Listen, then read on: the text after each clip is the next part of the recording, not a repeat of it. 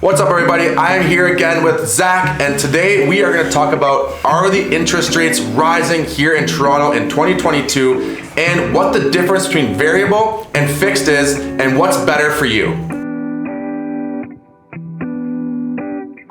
Hey, I'm Zach from ILMB Mortgage Pros, and I'm here to chat with Dave today about some interest rates. Yeah, so a question that we get asked a lot right now is, are the interest rates rising? Is this something to be worried about if you're looking to get into the market or if you already own? It's something that we get asked literally every single day. So Zach is gonna quickly go over this for you before we get into the difference between fixed and variable. So unfortunately, interest rates are already up. We're seeing fixed rates at 3% or higher, right? Even with the A banks, even with the big banks, monoline lenders, anything across the board, you're seeing fixed rates have risen. Good news is variable rates are still low. The fear mongering in the media and everything that's saying interest rates are rising, lock everything in, it's not wrong. The variable rates are going to begin to increase. We're at the bottom. We've been at the floor for a very long time. There's only can go up from here. How quickly they're gonna go up, we don't know, but they also historically only rise by about 0.25% at a time. So if we're going based, I know past history doesn't create future results or whatever the saying is, but if we're going based on that, you could be looking at about 0.25% increase each quarter of this year, potentially. We don't know, and I'm not saying that. This is not set in stone by any means, and I don't have a crystal ball, but the Bank of Canada is going to start rising those variable interest rates as soon as March. Awesome, so that answers a lot of questions, I think, for a lot of people. And I personally, on the real estate side of things, I see a lot of people waiting to get into the market because they hear of this market, or I hear a lot of people talking about interest rates rising, and that is delaying them from getting into the market. In my opinion, I think that's not a great idea, but I hope that helped. I don't know. Anyways, I hope Zach's explanation answered a lot of your questions about, are interest rates rising, and what's going to happen in the near future for you looking to get into the real estate market, or again, if you already own something and you're curious what's going on. At the end of the day, it's really all about supply and demand. Yes, low interest rates have built a frenzy of the real estate market, and being so hot, yes, you're getting very cheap money or borrowing very low cost money in terms of interest payments. But at the end of the day, it's supply and demand. I mean, Dave knows more about this. He's in the trenches every day here and actually going through and seeing how many properties are available out there. But interest rates, yes, are fueling the fire, but I don't think a 0.25 point increase or even a 0.5 or a 1% increase in interest rates is really gonna be the difference between someone buying or not buying, right? From 2 to 3%, say on a $500,000 mortgage, is gonna be about $200, $200 to $300 more in a monthly mortgage payment. That's not really gonna break the bank for most people. Yes, $200 to $300 isn't a small amount of money for everyone, but it's definitely not gonna be the difference if you're trying to get in the market from stopping you or halting you, or a reason you should stop or not get into the market sooner rather than waiting to see where the interest rates are going. He's absolutely right. The supply and demand is way off. I did a post recently, I think it was early January, but in early January 2022, in the downtown core, when I say downtown core, I mean south of Bloor from DVP all the way to Dufferin, which is beyond the downtown core explanation. There was only under $1 million, 700 condos available in that total area, which is madness. If you look back to years before, we're actually seeing the lowest inventory we've seen in decades. Keep that in mind.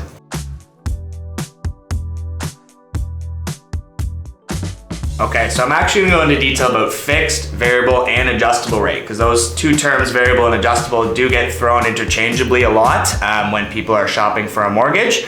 But let's start with a fixed rate. Fixed rate mortgage is whatever the rate of interest is, generally over a 5-year period, but there are 4, 3, 2, and 1 year terms that you can choose. The most common would be the 5-year term. That same interest rate is gonna be that same monthly payment over the course of 5 years, right? Generally amortized over 25 or 30 years if it's a new mortgage, and that payment's gonna remain the same for that 5-year term. Let's do the difference of a variable and adjustable rate mortgage. First, the variable rate mortgage is actually the same payment, or your monthly payment stays the same for generally a 5-year period as well, but the principal and interest within that monthly payment would change as the prime rate increases or decreases. With an adjustable rate mortgage, which is the more common one I'd say out there that people have, lenders like Scotiabank use an adjustable rate mortgage, the actual payment itself will increase or decrease with the prime rate from the Bank of Canada announcements? I have variable. I think you have a variable. I do. You do have a I variable? think so. Let's go back. Okay, for this situation here, Zach, if I have a client who's looking to get in the market within the next 30 days, give or take, would you suggest to them for a variable rate or a fixed rate? So right now, I'm still heavily recommending variable and adjustable rates. I'm actually always an advocate of going with a variable rate. Right now, especially because the spread is still so high. I can still get people around 1.3% variable, give or take 5 or 10 basis points due to the property mortgage size, that sort of thing. But I would still very much so recommend, because the fixed rates are sitting at about 3%. That's over a 1.5% spread. That's crazy. Even if the interest rates do start to rise, even if they go up by a full 1%, you're still below where the fixed are at. And there are several strategies that I can put in place for people if they want to pay down their principal faster, if they want to pay less interest, if they want their payments to be fixed. Like I said, you can go with the variable rate instead of the adjustable rate, which means your payments are fixed for 5 years, just the principal and interest changes. So really, there's only a few reasons that people would want to go fixed, and you can generally figure out those problems or solve those problems with a variable or adjustable rate.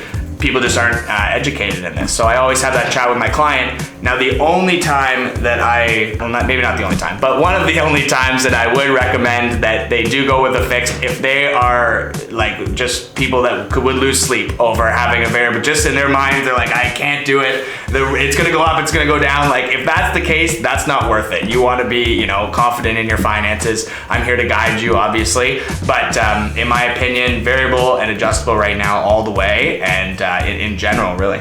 Amazing. Excellent.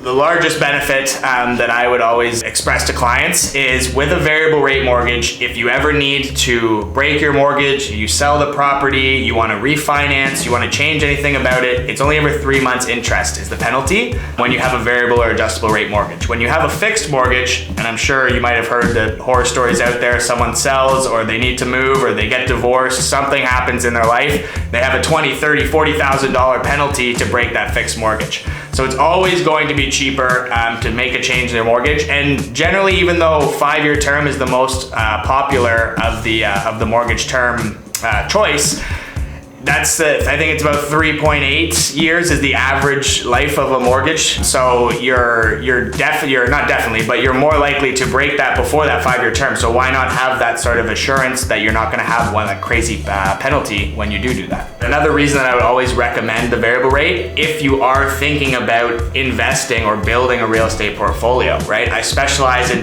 getting people into their first, second, third investment property. When you have the variable rate, it's much easier to, like I said, refinance. It's only a 3-month penalty. If we need to move lenders, if you're going to buy another property, it's always kind of easier to switch those things around. Then when you have 2 or 3 properties and you want to refinance to buy that next one or that next unit or sell it, buy another property, anything, it's only ever that 3-month interest. So it's a lot better. You don't know as a real estate investor when you're going to maybe have an opportunity to buy something else, or you just want to move some money around to diversify your portfolio and put some in stocks or anything else, right? So with a variable rate on all of your properties, gives you that flexibility, and you're not locked into something for that 5 years. All right, amazing. So that answers most of the questions that I had and most of the questions that I've been asked from my clients on the mortgage side of things. I hope that clarifies whether interest rates are rising right now in 2022 in Toronto, and I hope that gives you some clarity on what to do and make your next move in the real estate market. If you guys think we missed anything, please let us know in the comments below, leave a comment, and please subscribe to my channel. I hope that answers all of your questions on the difference between variable and fixed mortgage rates. Good talking to you guys. See you later. Have a great day, guys.